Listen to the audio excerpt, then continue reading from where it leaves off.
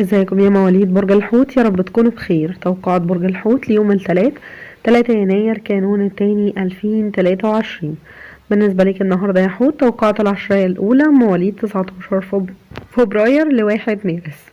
انت النهاردة متفق بشكل كبير مع نفسك، هتبتدي تحس بتناغم كبير في شغلك وفي حياتك الشخصية.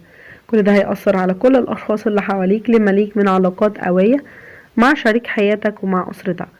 مع وجود توازن حلو وصحي بين الأخذ والعطاء، هتحاول تحافظ على كل هدوءك الداخلي، وتستخدم الوقت ده عشان تعمل إعدادات لأوقات أقل جايالك. بالنسبة لك يا حوت، توقعات العشرية التانية مواليد 2 مارس ل10 مارس، هتظهر مشاعرك بشكل كويس من خلال الفريق، وده هيعني انك هتعرف تطبق أصعب الأفكار في اليوم ده. هتلاقي دعم بشكل خاص من خلال الشغل ومن خلال حياتك الشخصية.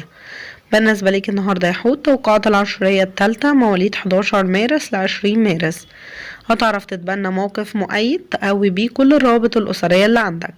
هتتقبل أسرتك كل ده بسعادة، وهتدعمك بشدة في كل الخطط. هيبقى فيها تعزيز مناسب في العلاقات اللي هتستمر أكتر. بالنسبة لحركة الكواكب النهاردة، القمر هيقضي يومه في الجوزاء اللطيف، هيخلينا مشغولين شوية متحركين شوية. هبرس العبور ده فيه كلام حلو بين الناس والرغبات القوية اللي عندنا.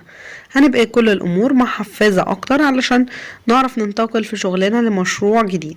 هيبقى النهاردة بمحاذاة حلوة مع كوكب المريخ المتأرجح، بعد ظهوره في اليوم ده هتبقى بتثير مشاعر عندنا. هنواجه صعوبة شوية في اننا نوصل للرضا اللي احنا بنتمناه.